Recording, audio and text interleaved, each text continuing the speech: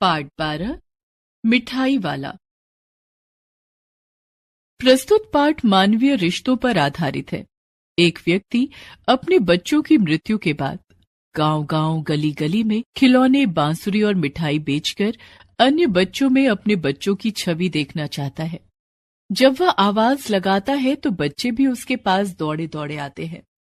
धनवान होने पर भी वह व्यक्ति मन के सुख के लिए गलियों में बच्चों को लागत मूल्य पर खिलौने, मिठाई बेचता फिरता है। बहुत ही मीठे स्वर के साथ वह गलियों में घूमता हुआ कहता, बच्चों को बहलाने वाला, खिलौने वाला। इस अधूरे वाक्य को वो ऐसे विचित्र किंतु मधुर ढंग से गाकर कहता है कि सुनने वाले सुनते ही रह जाते हैं। उसका स्नेहपूर्ण गान सुनकर निकट के घरों में हलचल मच जाती। छोटे छोटे बच्चों को अपनी गोद में लिए युवतियां चीकों को उठाकर छज्जों से नीचे झांकने लगती। बच्चों का झुंड उसे घेर लेता और तब वो खिलौने वाला कहीं बैठकर खिलौने की पेटी खोल देता। बच्चे खिलौने देखकर पुलकित हो उठते। वो पैसे लाकर खिलौनों का मोल भाव करने लगते और पूछते, इसका दाम क्या है और इसका? खिलौने वाला बच्चों को देखता, उनकी नन्ही नन्ही उंगलियों से पैसे ले लेता और बच्चों के मनपसंद खिलौने उन्हें दे देता। खिलौने लेकर बच्चे उछलने कूदने लगते और तब खिलौने वाला फिर उसी प्रकार गाकर चल देता, बच्चों को बहलाने वाला, खिलौने वाला। सागर की हिलोर की भांति उसका वो मादक गान गली भर के मकानों में इस छोर से उस छोर तक लहराता हुआ पहुंचता और खिलौने वाला आगे बढ़ जाता। राय विजय बहादुर के बच्चे भी एक दिन खिलौने घर ले आए। वे दो बच्चे थे, चुन्नू और मुन्नू। दोनों अपने हाथी घोड़े लेकर घर भर में उछलने लगे। बच्चों की माँ रोहिणी कुछ देर तक खड़े खड़े उनका खेल देखती रही। फिर उसने बच्चों को बुलाकर पूछा, अरे ओ चुन्नू मुन्नू, ये खिलौने तुमने कितने में लिए हैं? मुन्नू बोला, 2 पैसे में। इतना कम दाम सुनकर रोहिणी को बहुत हैरानी हुई। एक जरा सी बात ठहरी। रोहिणी अपने काम में लग गई। फिर कभी उसे इस पर विचार करने की आवश्यकता ही भला क्या पड़ती। 6 महीने बाद नगर भर में 2 ही 4 दिनों में एक मुरली वाले के आने का समाचार फैल गया। लोग कहने लगे, भाई वाह, मुरली वाला मुरली बजाने में भी उस्ताद है। मुरली बजाकर, गाना सुनाकर वो मुरली बेचता भी है, सो भी 2-2 पैसे में। भला इसमें उसे क्या मिलता होगा? मेहनत भी तो ना आती होगी। एक व्यक्ति ने पूछ लिया, कैसा है वो मुरली वाला? मैंने तो उसे नहीं देखा। उत्तर मिला, उम्र तो उसकी अभी अधिक ना होगी, यही 30 वर्ष का होगा। दुबला पतला गोरा युवक है, बीकानेरी रंगीन साफा बांधता है। वही तो नहीं जो पहले खिलौने बेचा करता था? वही होगा। प्रतिदिन इसी प्रकार उस मुरली वाले की चर्चा होती। प्रतिदिन नगर की गली गली में उसका मादक मृदुल स्वर सुनाई पड़ता, बच्चों को बहलाने वाला, मुरलिया वाला। रोहिणी ने भी मुरली वाले का वो स्वर सुना। तुरंत ही उसे खिलौने वाले का स्मरण हो आया। उसने मन ही मन कहा, खिलौने वाला भी इसी तरह गा गा कर खिलौने बेचा करता था। रोहिणी उठकर अपने पति विजय बाबू के पास गई। बोली, जरा उस मुरली वाले को बुलाओ तो, चुन्नू मुन्नू के लिए मुरली ले लूं। क्या जाने ये फिर इधर आए ना आए। विजय बाबू समाचार पत्र पढ़ रहे थे। वे दरवाजे पर आकर मुरली वाले से बोले, क्यों भाई, किस तरह देते हो मुरली? किसी की टोपी गली में गिर पड़ी, किसी का जूता पार्क में ही छूट गया। इस तरह दौड़ते हाफते हुए बच्चों का झुंडा पहुंचा। हमें दो, हमें दो, सब एक साथ बोल उठे।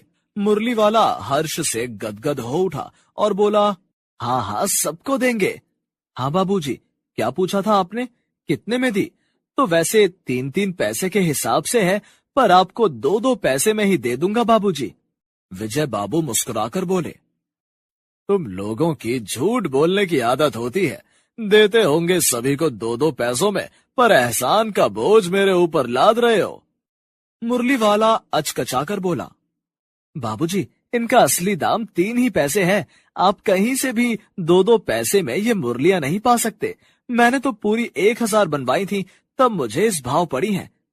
विजय बाबू बोले, अच्छा, मेरे पास ज्यादा वक्त नहीं है, जल्दी से 2 मुरलियां निकाल दो।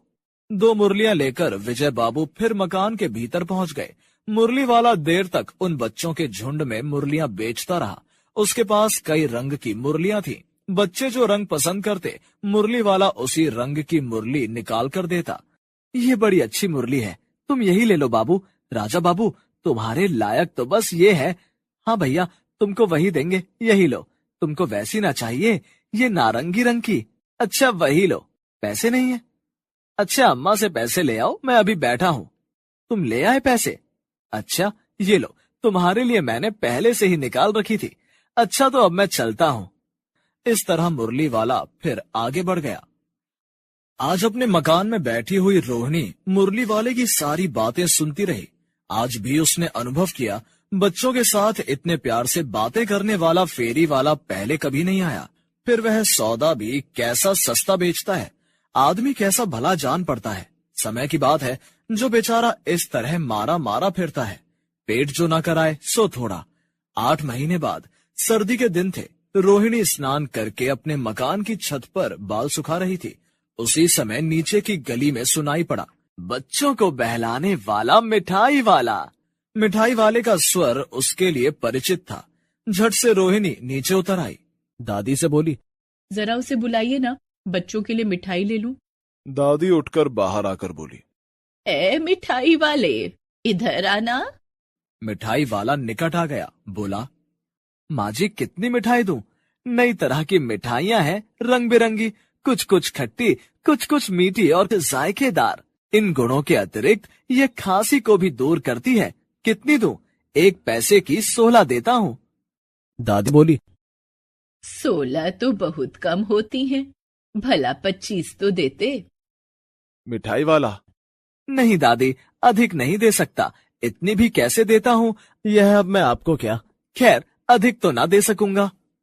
रोहिणी दादी के पास ही बैठी थी, बोली, दादी फिर भी काफी सस्ती दे रहा है, 4 पैसे की ले लो, ये रहे पैसे। मिठाई वाला मिठाइयां गिनने लगा। रोहिणी ने पूछा, भैया तुम पहले भी यहाँ आते रहे हो ना?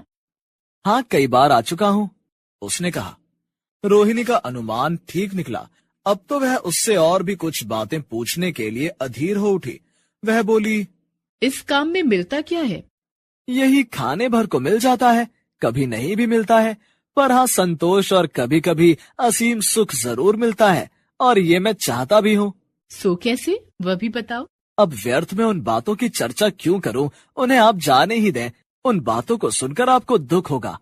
जब इतना बताया है तब और भी बता दो। मैं बहुत उत्सुक हूँ, तुम्हारा हर्जा ना होगा, मैं और भी मिठाई ले लूंगी। गंभीरता के साथ मिठाई वाले ने कहा, मैं अपने नगर का प्रतिष्ठित आदमी था। मकान, व्यवसाय, गाड़ी घोड़े, नौकर चाकर सभी कुछ था। स्त्री थी, छोटे छोटे 2 बच्चे भी थे। मेरा ये सोने का संसार था, सुख संपत्ति थी। बच्चे ऐसे सुंदर थे जैसे सोने के सजीव खिलौने। उनकी अटखेलियों के मारे घर में कोलाहल मचा रहता था। विधाता की लीला, अब कोई नहीं है, प्राण निकले नहीं, इसलिए अपने उन बच्चों की खोज में निकला हूँ। वो सब होंगे तो यहीं कहीं, आखिर कहीं ना कहीं तो जन्मे ही होंगे। इस तरह के जीवन में कभी कभी अपने उन बच्चों की एक झलक सी मिल जाती है। ऐसा जान पड़ता है जैसे वो इनमें उछल उछल कर हंस खेल रहे हों। पैसों की कमी थोड़ा ही है, आपकी दया से पैसे तो काफी हैं, जो नहीं है इस तरह उसी को पा जाता हूँ। रोहिणी ने अब मिठाई वाले की ओर देखा, उसकी आंखें आंसुओं से तर थीं। तभी चुन्नू मुन्नू आकर मिठाई मांगने लगे। उसने दोनों के हाथों में मिठाइयां भर दी। रोहिणी ने पैसे दिए तो वह बोला, अब इस बार ये पैसे ना लूंगा। पेटी उठाकर वह आगे बढ़ गया और उसकी आवाज गूंजने लगी, बच्चों को बहलाने वाला मिठाई वाला।